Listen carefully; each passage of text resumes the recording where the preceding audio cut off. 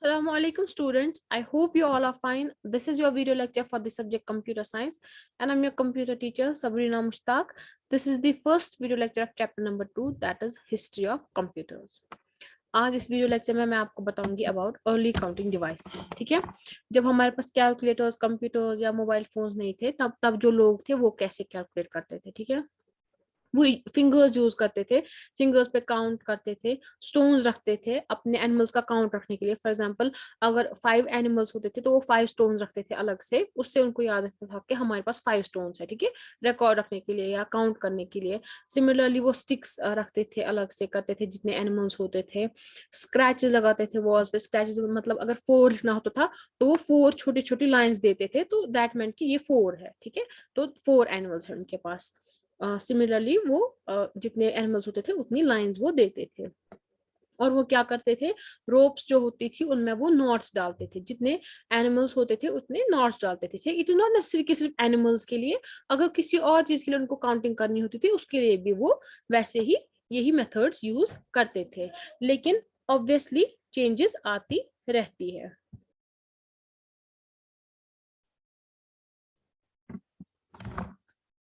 तो सबसे पहले कौन सा आया? सबसे पहले आया एबेकस। ठीक है, एबेकस से क्या करते थे? Addition, subtraction, multiplication and division. ठीक है, ऑब्वियसली चेंज आती रहती है। ठीक है, नए नए डिवाइस इन्वेंट होते रहते हैं। ठीक है, तो कैलकुलेटर की नीड फुलफिल करने के लिए सबसे पहले क्या आया? एबेकस। ठीक है, आज भी एबेकस यूज होता है। ठीक है, कभी कभार एबेकस एक्सपर्ट्स जो होते हैं वो कैलकुलेटर यूजर से ठीक है ज्यादा जल्दी कर पाते हैं कोई कैलकुलेशन।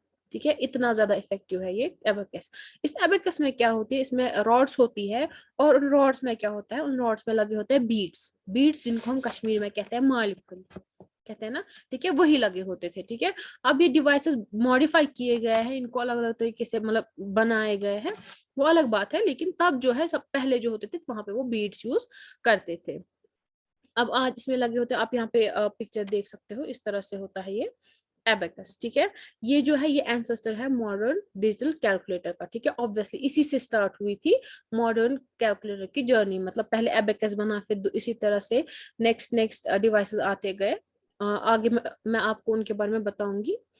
तो फिर that led to finally the modern digital computer.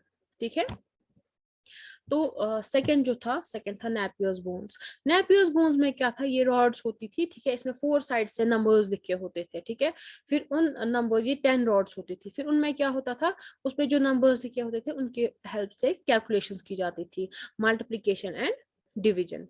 ठीक है, तो उसके बाद जो आया ये एबेकस एंड नेपियर्स बोन जो था, ये मैनुअल कैलकुलेटर्स थे।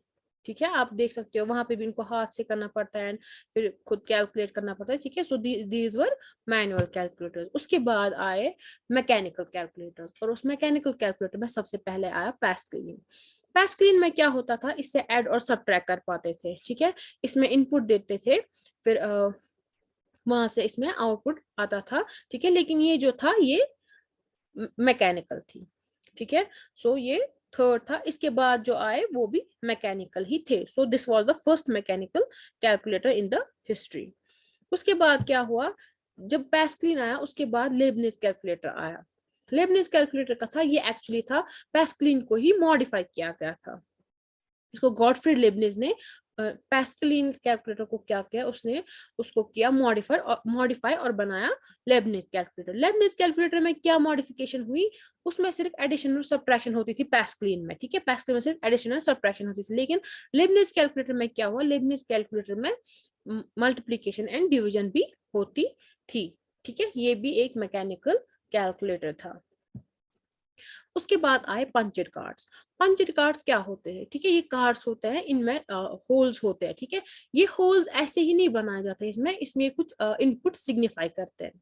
ठीक है, ये जो पंच कार्ड्स होते हैं इसमें जो होल्स होते हैं इसका कुछ मतलब होता है। ठीक है, वो उसको ही पता होगी, जो पता होती है जिसको इसकी नॉलेज होगी। ठीक है, अगर कोई एक नॉर्मल कैजुअल इंसान कोई देखेगा उसको ये नहीं दिखेगा, मतलब उसको समझ में नहीं आएगा, दिखेगा सॉरी, लेकिन समझ में नहीं आएगा कि इसने इसमें क्या इनपुट दिया है। ठीक है, लेकिन ये पंच कार्ड जो है ये इनपुट देने के लिए यूज किए गए थे। इसमें क्या होता था? इससे जो मशीन्स थी उनको मतलब उनको ऑटोमेटेड बनाने के लिए ये पंचिंग कार्ड्स यूज होते थे। कैसे? जो मशीन्स होती थी उसमें पंचिंग कार्ड्स डालते थे, ऑब्वियसली इसमें कुछ इनपुट होता था, ठीक है, वो इनपुट रीड करते थे और अकॉर्डिंगली वो वर्क करते थे, ठीक है। तो ये सबसे पहले किस में यूज हुआ, हम पहले वो देखेंगे। ये जैकार्ड्स लूम में यूज हो। जैकार्ड्स लूम जो थी वो मशीन थी, ठीक है, वो मशीन है, उससे क्या बनाए जाते हैं, वेविंग की जाती है। आपको पता ही होगी आज भी हैंड वेविंग होती है, और तब तो ऑब्वियसली हैंड वेविंग ही होती थी, लेकिन जब पंचर कार्ड्स आ गए, ठीक है, उसकी हेल्प से क्या हो गया, उससे जो ये वेविंग थी ये ऑटोमेटेड हो गई। आपको मैं यहाँ पे दिखाती हूँ। देखिए यहाँ पे जो है ये रेड थ्रेड्स है, ठीक है, यहाँ पे आप हैंड्स देख रहे हो, ठीक है, तो दैट मीन्स जो ये पर्सन यहाँ पे है ये मैनुअली इसको वेव कर रहा है, मतलब थ्रेड्स को वेव कर रहा है और बना रहा है कुछ अ पीस ऑफ क्लॉथ, ठीक है। और राइट साइड से जो है ये मशीन है, इसमें यहाँ पे आप देख सकते हैं पंचर कार्ड्स है, ठीक है, ये जैकार्ड्स लूम है, ठीक है, ये मशीन है, इसमें यहाँ से पंचर कार्ड्स दिए गए हैं, इसमें कुछ इनपुट दिया गया है, इस इनपुट के अकॉर्डिंग जो है ये मशीन वर्क करती थी, और फिर थ्रेड्स को जो है वो व्यू करके कुछ क्लॉथ बनाती थी, ठीक है। तो ऑब्वियसली इससे क्या हुआ, इससे बहुत बहुत ज्यादा चेंज आ गई किसमें, विविंग इंडस्ट्री में। ऑब्वियसली तब तक सिर्फ हैंड विविंग ही होती थी, लेकिन इसकी हेल्प से क्या हो गया, वो जो काम है वो इजी हो गया और जल्दी जल्दी होने लगा। So this brought a major change in the weaving industry.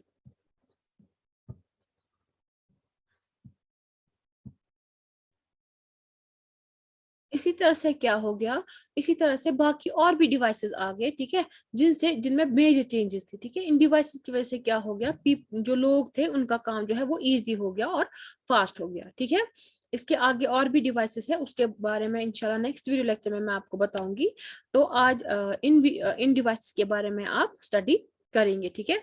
तो जितना मैंने अभी तक बोला, इसमें अगर आपको कोई कंफ्यूजन होगा या इसके रिलेटेड आपको कोई क्वेश्चन होगा, कोई क्वेरी होगी, आप मुझे पूछ सकते हैं, ठीक है।